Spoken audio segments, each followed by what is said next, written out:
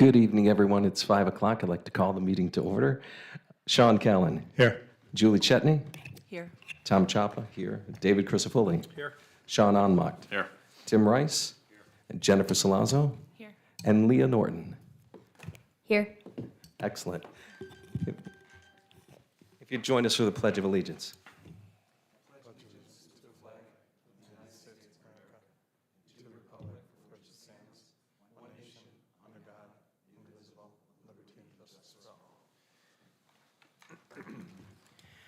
At this time, I'd like to open the public hearing on the district-wide safety plan revisions from November 2025 at this time, and open for any discussion.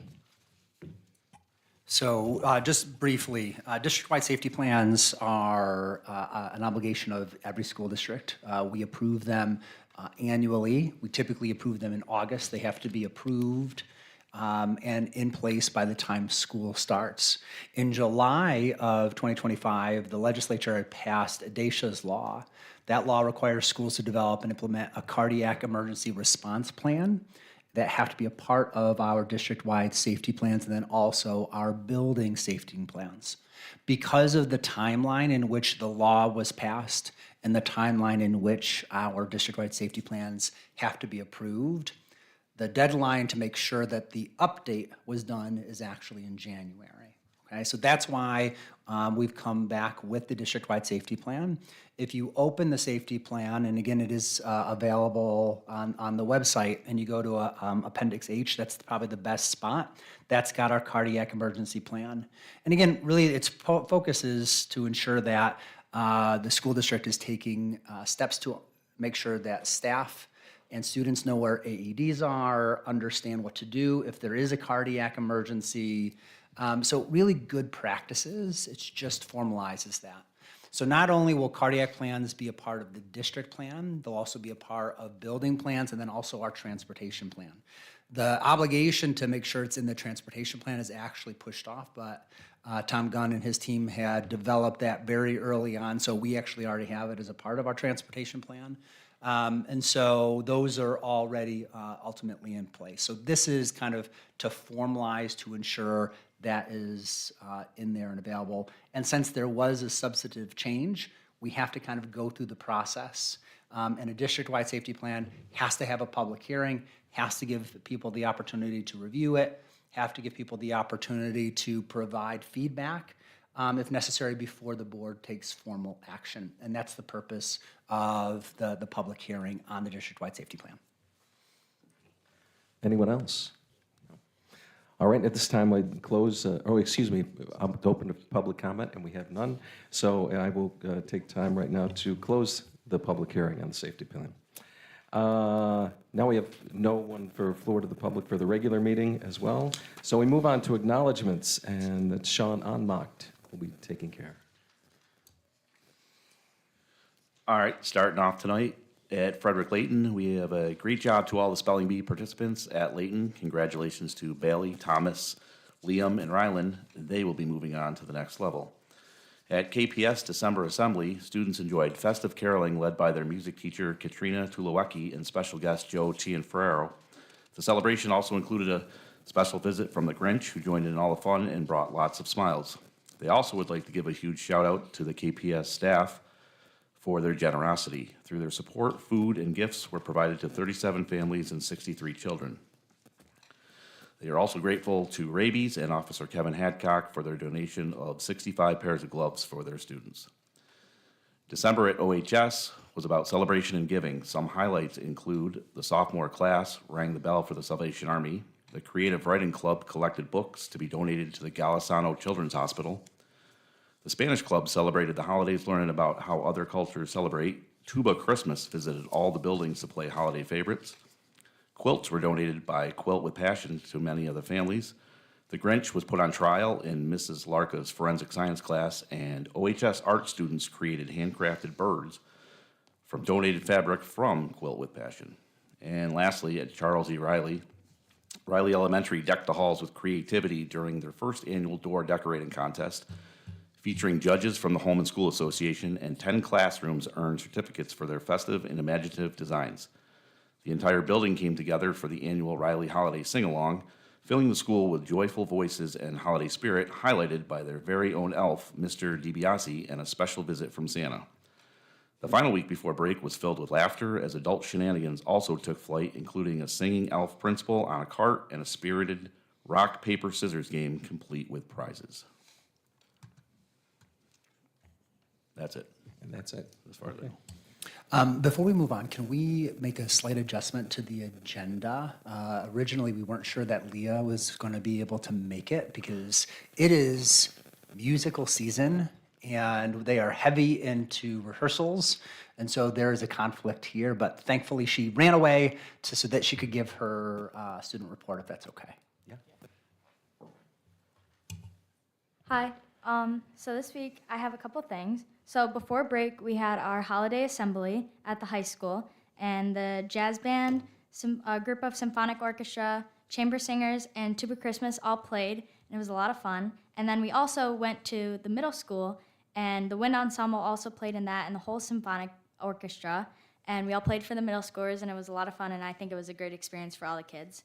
Then at the high school, we had a hot cocoa bar. So the student council put this on, and we wanted to thank parents for donating free cocoa and for the students and staff.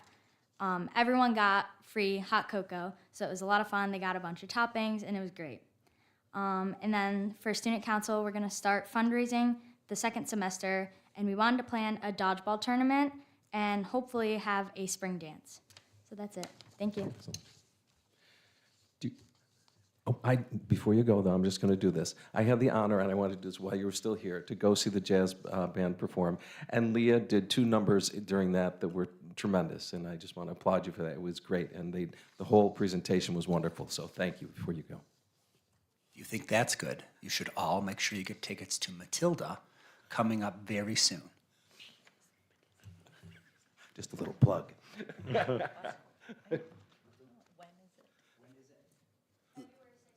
February 6th and 7th. Thanks, Thank Leah. you. And now we'll move on to Board of Education. Can I get a motion for A, under Board of Education, Step 1, Creative Rebranding Letter of Interest? May I get a motion? I like the motion. Thank you, David. A second? Thank you, Sean. And discussion? I know it's this thing's on or what? Yeah. There you go. I just read through the proposal and everything. Ray, I don't know, it may be too early. I mean, we're just accepting the proposal and just the overview that Step 1 and Shane gave. Will there be some collaborative work between BOCES and Step 1? I mean, do you see them, talking to one another about this branding? Because we have a lot of work that's done with BOCES. So some of their ideas, I mean, in Shane's proposal, he talked about the history of our school and things like this. And I mean, maybe that we bring those 2 groups together, that BOCES can contribute to this rebranding initiative, or is it too early to tell? Well, one, it's too early, but the entire process is collaborative, right? So it's about taking a look at and refreshing branding, and so you've got to bring all the players. So that's bringing students to the table, families, staff, lots of different individuals, but BOCES will absolutely be a part of it. Our primary contact has great ties to the community when we're talking about BOCES. So Sarah McRoby is our primary BOCES media individual, so that they'll absolutely be a part of the process. Anyone else? I just say I'm very excited about this because as being I hate to say it, the elder statesman at the table, this Buccaneer was created when I was in school, I believe, and that was 78. You can do the math. Okay. Yeah, and, just for everybody, everybody else, but initially you think about this rebranding and it's like you're talking about the Buck logo, but when you read through the scope of work and really what rebranding and marketing and things like this, and who is your consumer and all of these types of things that would be our Oswego community, our students and staff, it's deep, it's pretty involved. It's not just like, hey, we're gonna have a new shiny logo. So when you read through the proposal for the rebrand, it is pretty exciting that wow, you can bring and like Ray said, all these groups together to see how we look, what we look like, and help identify who we are. That's great. All in favor? Aye. Opposed? Motion carries 7-0. Can I get a motion for B, the adoption of the 2025-26 district-wide safety plan with the 11-2025 revision? Thank you, Tim. Can I get a second, please? Thank you, Jen. Any discussion? All in favor? Aye. Opposed? Motion carries 7-0. Superintendent's report. Just a couple of items. Our 2024 facilities project is out to bid. As of today's date, we do anticipate a bid opening by the end of January. And so what we end up having is we will end up having construction starting this spring for both the 2018 final Phase 4 project and our 2024 project going on at the same time. So especially on this campus, people are going to notice a lot. I would expect, and again, we won't know this until we get through the bid opening, but I would expect we are going to be looking for a new place for our board meetings, probably this spring, so they can get started work right here in this library as well. So there is a great deal of work. I hope people are ultimately excited about it, but understanding that anytime there's construction, there's a little bit of disruption along the way, and so we'll have to look through that. But this summer in particular, it's going to be a very, very busy place. We are already planning the 2026 project for October. If the community comes into the high school, we're just past all the concert season, but if you do have a chance to come into the high school and you walk through the main doors by the theater, they will notice a new electronic kiosk. That kiosk is there to really honor our past, present, and future. And so what it is an electronic kiosk that was originally designed specific to honor and capture all of our Athletic Hall of Fame recipients. But what we did is we ensured that we wanted it to be kind of a all of Oswego honoring electronic kiosk. So it has academic, the arts, and athletics. It is just at the very beginning stages. We've got months of work left to do on content. There is content in there, but when you walk in the door, you simply press whether you want academic, athletic, or the arts, and there'll be different categories that will pop up. I will be sending something out in our upcoming newsletter to the full community because there's so much stuff that has happened in Oswego that I don't necessarily know about, that lots of individuals who may be working in the project may not know about. We want to honor Oswego as a whole. And so there may be some honorees where we don't have a formal picture, and they might have a picture. We'd love it to be able to scan it and get it in there. So this is also going to be an opportunity for us to connect with the larger community to help us continue to add content to it. And we'll add it every single year as well. So we're not only looking for what our past was, but we want to honor our current students. And again, it's there for the future as well. So we're pretty excited about that. We welcome Sarah Perello this week. She's our new Director of Counseling and Student Support. We're really excited. That's a new position, and she just joined us from Phoenix and started yesterday and is already getting out to the buildings. So we're really excited to welcome her. Last week was Jeff Gordon's final week with the Oswego City School District. Sean Morgan has shifted over and is now our Executive Director of Personnel. And so very excited about those changes within the district as well. And then I just have to give a huge shout out to our custodial buildings and grounds crews over the last 2 weeks.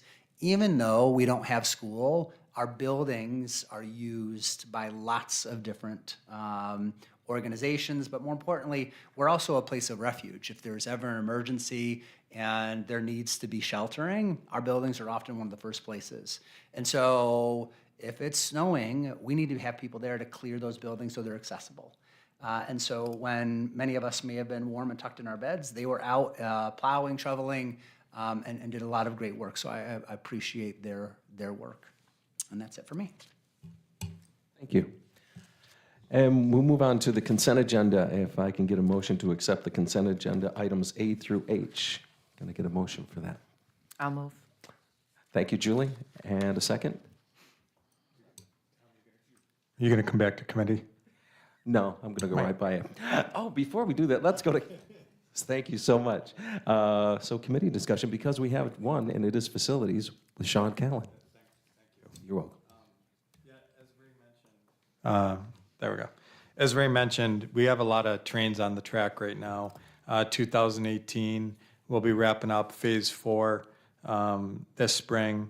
2024, Ray just mentioned that the bid's out for that, and we'll start to see some of that work in the spring with the 2018 project. And now we have a new light that's on the track now that it's 2026.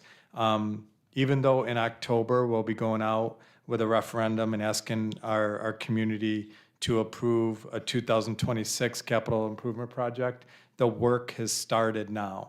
So through the facilities committee, maybe every month or every other month, we'll bring you updates. But basically in December and through April, we'll start to identify in the facilities committee with our architects, with the building principals, what our needs are. That'll happen December through April.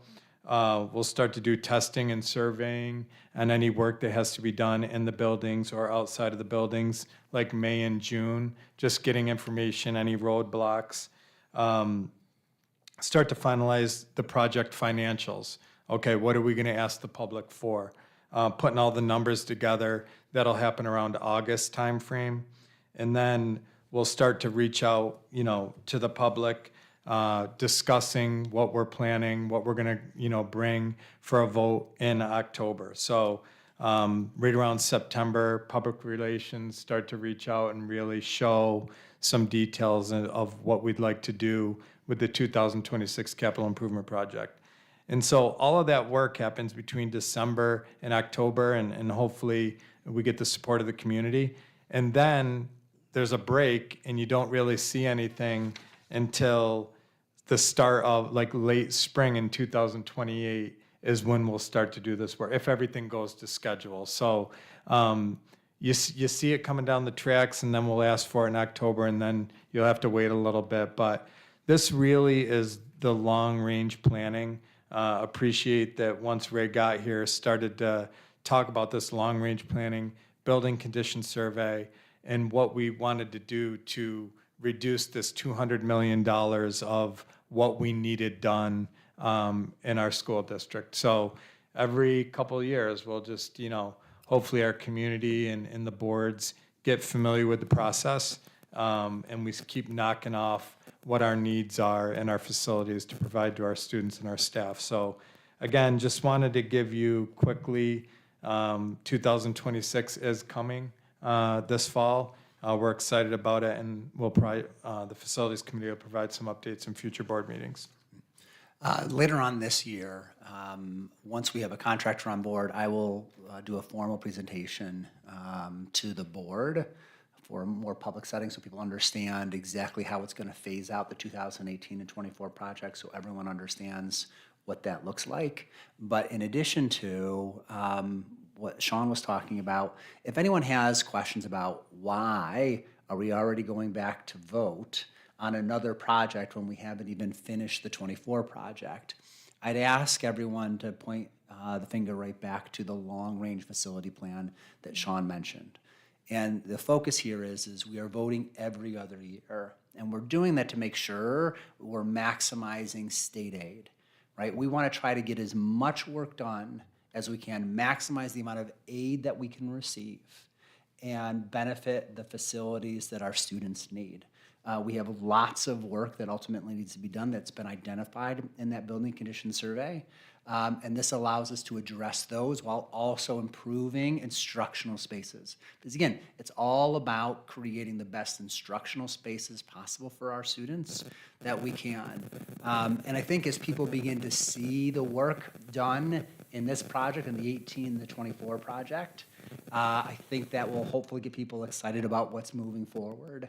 And the plan right now, just as a reminder, that 26 project, the original plan that we had laid out in the long-range plan was no additional tax impact on the voters, all capital reserve, which the board has already saved for as of this date. So that's another real positive piece, is being very thoughtful about the long-range financial impact that this work will have on the larger community. Thank you. So now we can move on to the consent agenda, items A through H, if I can get a motion. I'll move again. Oh, wait a minute, excuse me. No, Go we ahead. actually had I a moved, but- visitation committee. Oh, you do? Okay. Oh, you did? Oh, Yeah, Jeepers. on December 19th. I have can't do I have a it. committee issue, I do. We, I'm so sorry. That's fine. We Thank you. visited Kingsford Park School. Jen gave us a great tour and was excited to bring the tour. We actually saw a picture of the day we were there. It was the same day the Grinch showed up. And the kids, it was pajama day, and the gym was actually set up for the assembly. And it was a good visit. Any other lurking committees that I'm not? Okay. So now we'll move on to the consent agenda, items A through H, if I can get a motion, please. I'll move. Thank you, Julie. And can I get a second? Thank you, Tim. No, all in favor? Aye. Opposed? Motion carries 7-0. And on to personnel. The same thing, if I can group together without objection, items A through J on personnel. Can I get a motion for that, please? Thank you, Jen. And a second? A second. Thank you, Sean. Okay. I'm just going to do this. All in favor? Aye. Opposed? Motion carries 7-0. If I could, I just want to say thanks to Steve Braun, he's retiring. The amount of shows and everything over the years, I think he's been here for 40 40 years. years. And what he's seen, what he's set up, and what he's changed in the theater down there is amazing. Yeah. You know, so, thank you. I appreciate it. I was going to do it at the end as Yeah. well, and make note of that. But yes, thank you very much for 40 years. We'll move on to finance, items A through D on finance. Can I get a motion, please? I'll move. Thank you, Julie. And a second? Second. Thank you, Sean. Any discussion? I'll just, again, as always, thanks everyone for the donations from Compass Credit Union and Donors Choose for Riley School. Always appreciate the donations for the district. All in favor? Aye. Aye. Anyone opposed? Motion carries 7-0. So now, on to items from the board. Ray, earlier you mentioned, the great work that our facilities people do, and even when we're not in school. I was hoping, because I've had some people reach out, and maybe you can, let them know about how we have to take caution with liability and everything when we say no school activities. As much as our extracurricular groups may want to come and use our facilities, and we're working hard to keep them plowed and open and everything, there still has to be reservation. Everybody gets pretty excited about this topic, you know what I'm saying? So, you're in Fayetteville, and I'm like, Ray's in Fayetteville, and he has more snow than we do. So, trust me, he knows how much snow is here. But just so everybody understands, because people do reach out, and they're like, come on, man, we live in Oswego, we can tough our way through it, we should have basketball today. Can you give some perspective on that? Yeah. So over break, even though there's not school, I'm still up at 4 looking at weather conditions to identify, hey, can we have practices at 8? Can I send buses to Potsdam or Canton? Can I send buses to Utica or Ithaca? And they got to start early, because in some cases we might have buses leaving at 6:30. So my normal process remains the same. The issue really comes down, so there's a couple of pieces when it comes to that work. One, I'm always trying really hard to maintain, right? I don't want to cancel if I don't have to. It snows in central New York, right? We should all expect that it snows, and there should be some ability to be able to maneuver that. There comes a point, though, where I have to take into consideration what the forecast says. So if I'm seeing forecasts that it's showing less than half an inch an hour, that might be reasonable depending on the length of that event. But for instance, this past week, when the forecast was showing anywhere between 1 to 4 inches per hour, not safe, right? So when I make a decision at 8 o'clock, I'm making a decision based on what I believe could happen, based on what people who work in this field are telling me. And we're talking to lots of different individuals looking for some level of consistency. You know, I joke with Ben Miller all the time. I said, I never understood how important not canceling this was until I met hockey parents. And they, you know, because hockey parents will drive through anything at any time, and they do drive through anything at any time.